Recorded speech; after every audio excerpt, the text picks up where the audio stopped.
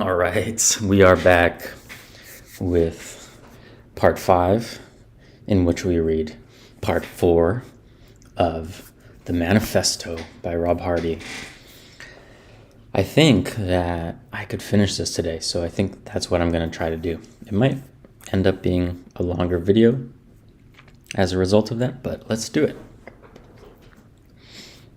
And I reserve the right to change my mind. Okay. Okay, part 4. How we win. The COVID lockdowns were my wake-up call. By that point, I was making a decent living with filmmaker freedom. In 2019, the business pulled in $55K, and I had kept going in 2020. If I had kept going in 2020, it likely would have done more.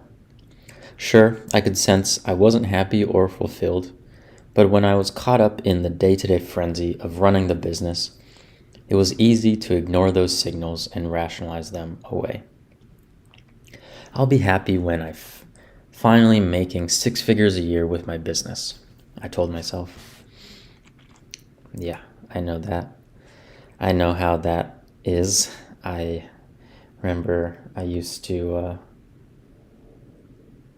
at one point, I lived about a 25-minute walk from my office, and in the morning, I would just repeat over and over to myself, I'm gonna, whatever it was at the time, was like, I'm gonna double my income this year. I'm gonna double my income this year. I'm gonna double my income this year. And it was like, that was what I was hinging all of my happiness on. I was like, I have to double my income this year. And I did not do that. It didn't happen. But yeah, anyway, I know what that's like, to hinge your happiness on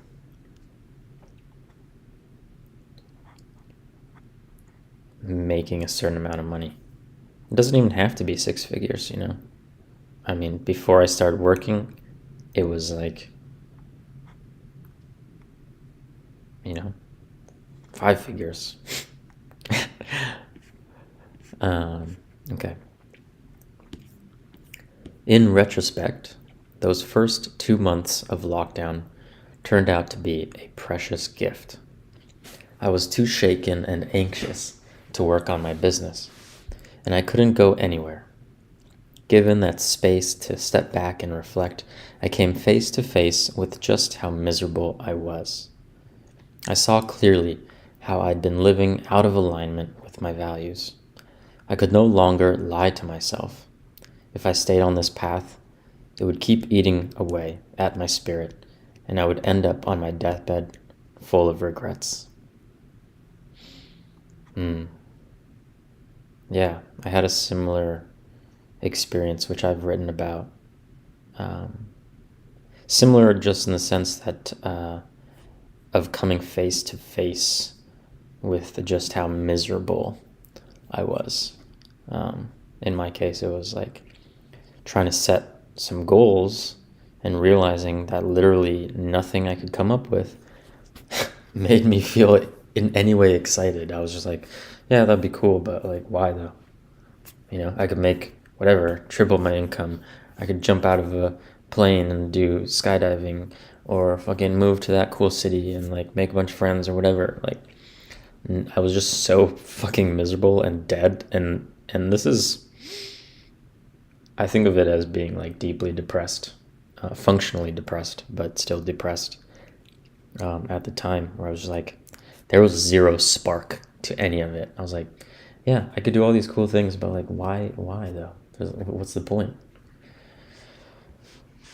Yeah, and that was quite a shocker.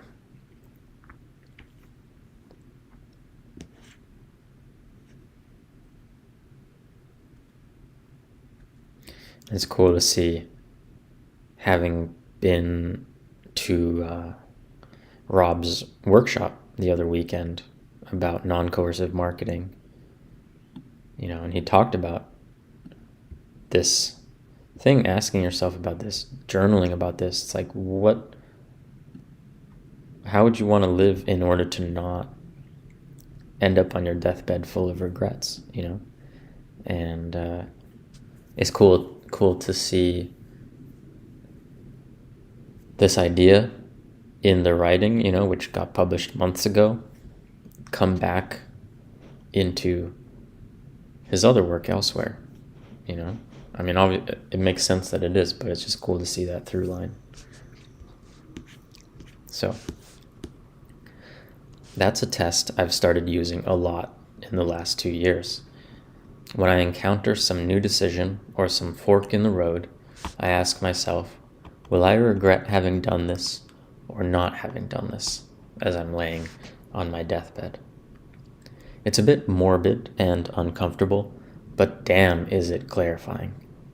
Because it always points me in the direction my soul yearns to go, and it undermines the stories my intellect has spun up for why I'm not allowed to travel there.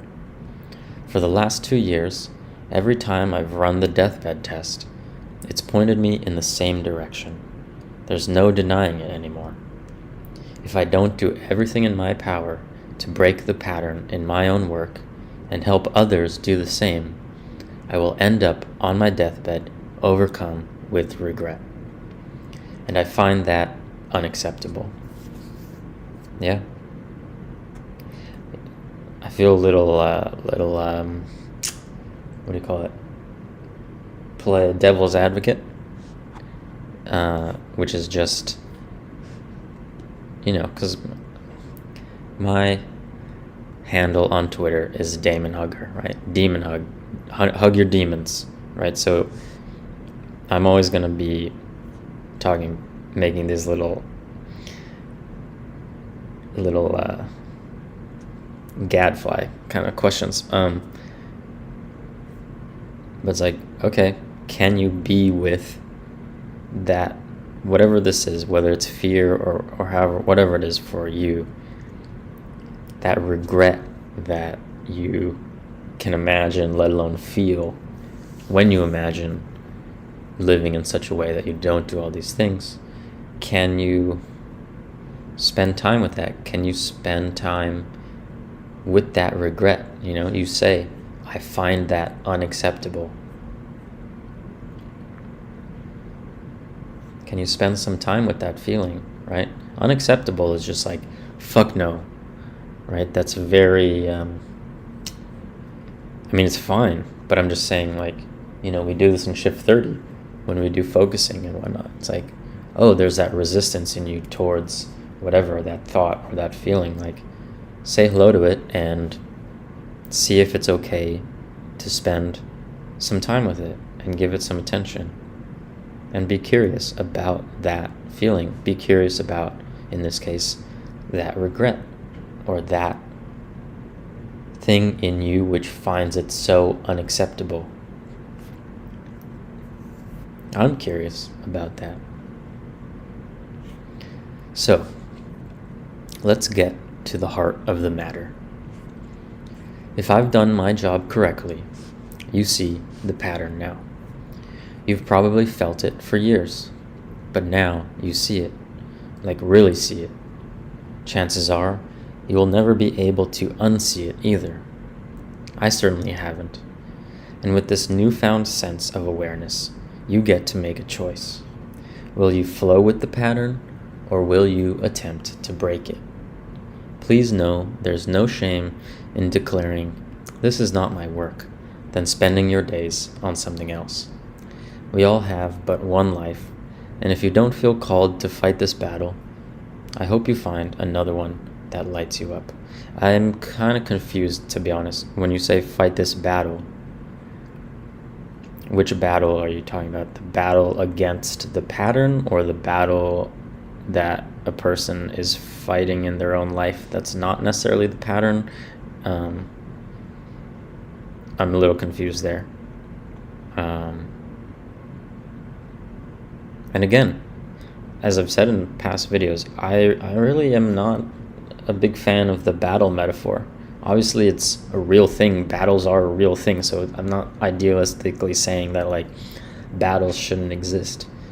But when it comes to internal metaphors that we use, it's not the only one that we can use. And maybe if it's the one that we gravitate to, like that's just what we need to use for now, because we can't make another metaphor work for us. That's okay. But that metaphor of battle comes with a lot of consequences, and it conceptualizes everything within the scope of that metaphor in a certain way. And do we want to be doing that when it comes to our inner life, in our relationship to ourselves?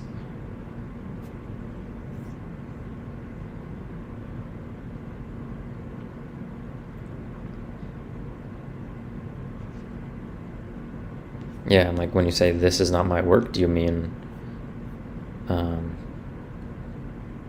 like it's not my work to break the pattern, or it's not my work as in like this thing that I've been doing with my life is actually not what I really want to do? You know, like this job or this industry that I've been working in, like this is actually not it. And then changing to something else. But if you've made it this far down the page, I suspect you feel what I feel. Your intellect sees the ways the status quo is broken, and your heart, despite not having all the answers, knows a more beautiful world is possible. And most importantly, I'm willing to bet you have a sense that you are capable of so much more in your creative work, your business, and everywhere else. If that's the case for you, I'd like to invite you to fight alongside me. That starts with making the decision, right here, right now, to commit to the messy, uncertain, long-term work of breaking the pattern.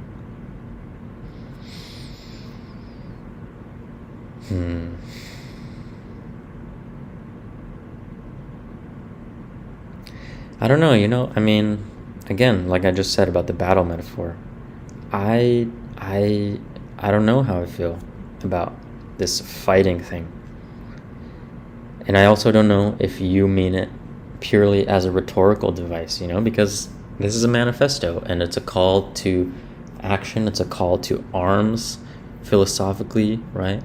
In terms of an approach to life, a worldview.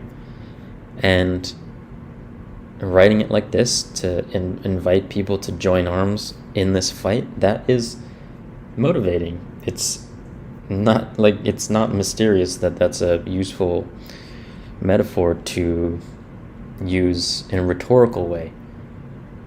And if that's all it is, that's fine.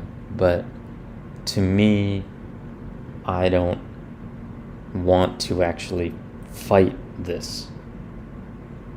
So if it's not just a rhetorical device and that's actually the metaphor, then no. I understand this, and I am on the same page about so much of this stuff, but when it comes down to this particular way of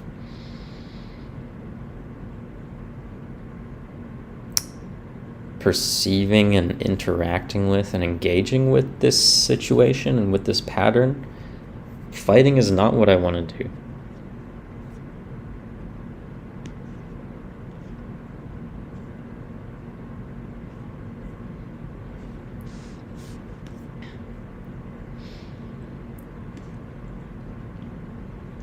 To be perfectly honest, I don't have all the answers for how we beat this thing. Like I said, it's a complex phenomenon that always defies easy answers. But that's why this place, Ungated, exists. My work here is to thoroughly explore the question of how we break the pattern.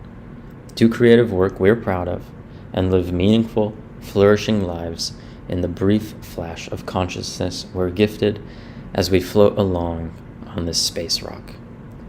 Ever since I founded Ungated in those first precious months after the pandemic, I've been in exploration mode. I've been running lots of random experiments in creativity and marketing, and though there's still a great deal I don't know, there are a few pieces of the puzzle that have fallen into place for me.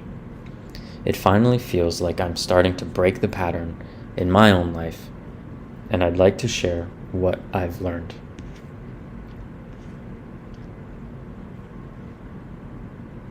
That's really good. I mean, I've gotten to know you, I've gotten to know Rob in this time, and it's been wonderful to see, you know. If you don't follow Rob, I don't know how you could be watching this video and not already following Rob. This is part 5 of the reading, but if you don't, definitely follow Rob.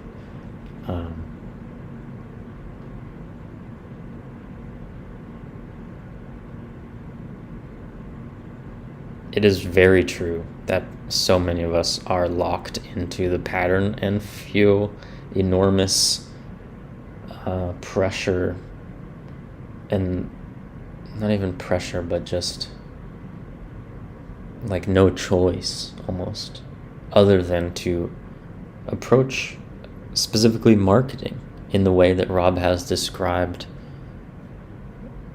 throughout this piece. I've been through that. I've lived in that, deeply stewed in it, and I know so many other people have as well. And Rob is really helping to help people unlearn that, give and get permission to not be stuck in that, feeling like the pattern is the only way. So yeah, like listen up, If you're not happy with how marketing seems to work, if you're not happy with, for yourself, if you're not happy with doing things in the way that it seems like is required in order to do marketing, it's not required. And Rob is doing an incredible job of making that so fucking clear and giving you the permission to not operate like that anymore. And I'm seeing people have that sense of obligation and pressure fall away, and it's really beautiful. So as much as I might have, differing opinions in some cases around, what's being said here, I stand by with what I just said. Rob is doing really fucking good work.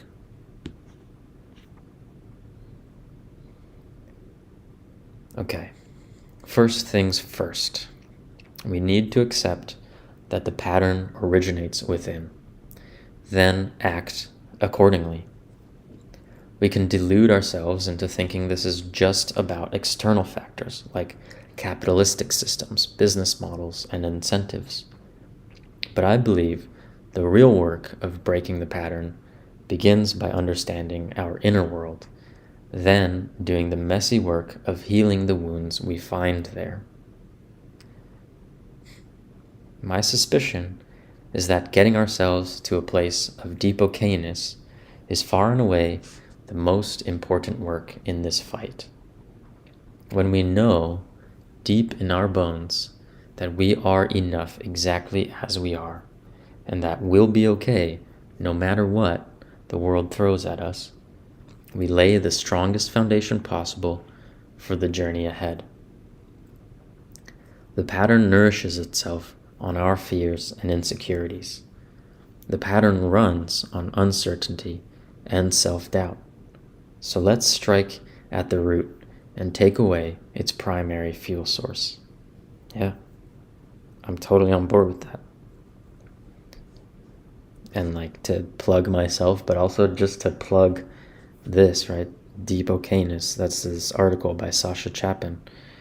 I also did a reading of that article on my YouTube channel. because it's a very good article. And if you haven't read it, I highly encourage it. If you have a lot of time, I highly encourage you to watch and listen to my videos reading it. But if not, definitely read the article. And I would also love to talk about the article with you, because it's powerful stuff. It says a lot of things that need to be said, in my opinion. So anyway, I'm totally on board, Rob, with this paragraph. I agree. It starts within. It starts deep within. And you know very well that that's what I'm about. That's what I am also trying to do in my work.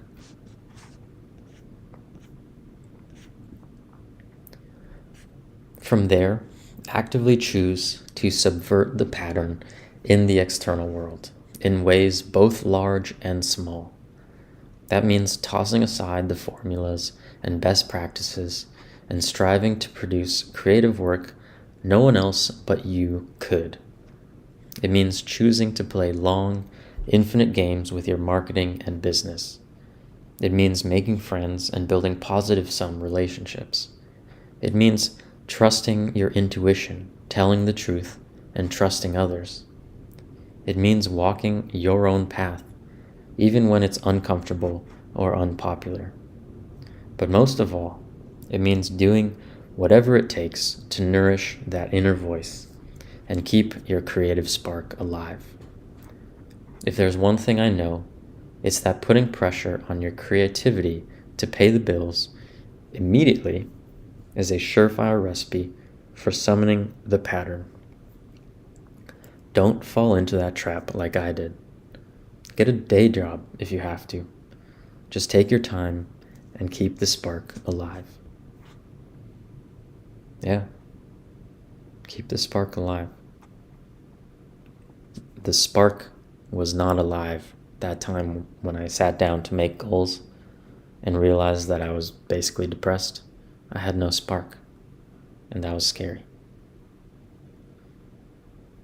It was also, it was not just scary, it was like, I don't know how to make decisions about anything because nothing moves me,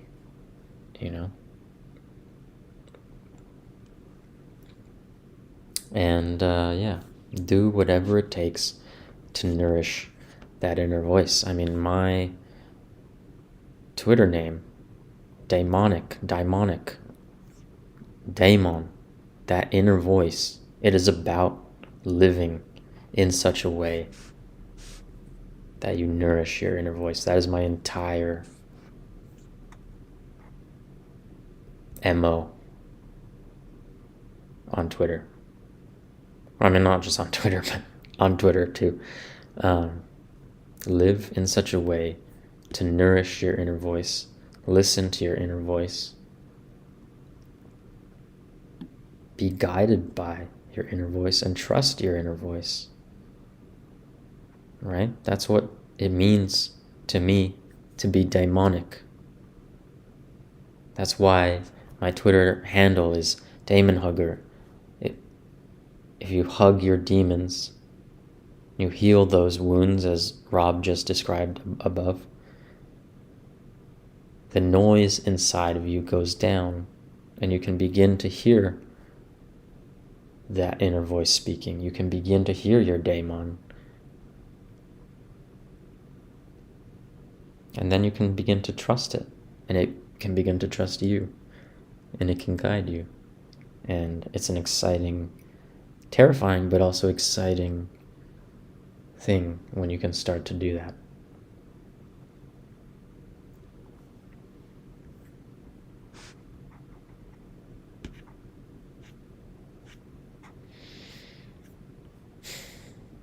Third, we must find the others. This, I believe, is the most important step we can take for effecting change in the external world. Be courageous enough to shout your authentic creative work into the void, knowing that it won't connect with many people, but it will connect and it will matter to the right people. If there's anything that breaks the pattern, it's finding your true fans and knowing that your work actually matters to someone. The more you feel just how nourishing that is, the harder it gets to return to a life of pumping generic content into the belly of the algorithmic beast in hopes of getting a few likes or shares. Once you've tasted the real thing, there's no going back. It's the same for your fans as well. They're starving for meaningful creativity in a world full of junk, and they'll never be able to look at the cheap stuff the same way again once they've tasted of the real thing. Get enough creators working in diverse niches, making sure their audiences are fed up with the cheap shit, and all the sudden incentives of the entire internet will begin to shift, and producing good, original work will become a dominant cultural norm. Nice.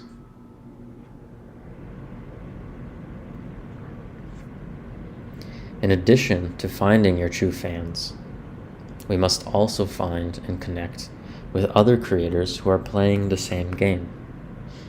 Fighting the pattern alone is a recipe for burnout and disaffection. Fighting the pattern alone is a recipe for burnout and disaffection. It's too heavy of a burden for one person to carry. As the old proverb goes, if you want to go fast, go alone. But if you want to go far, go together. This is how we cultivate shared knowledge, encourage and lift each other up during hard times, and develop scenius, or communal genius.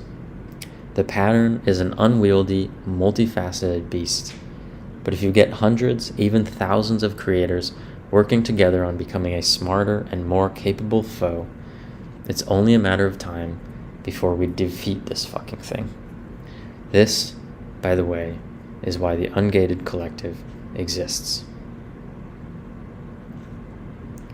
Finally, we must keep going. Many of our efforts to combat the pattern will fall short.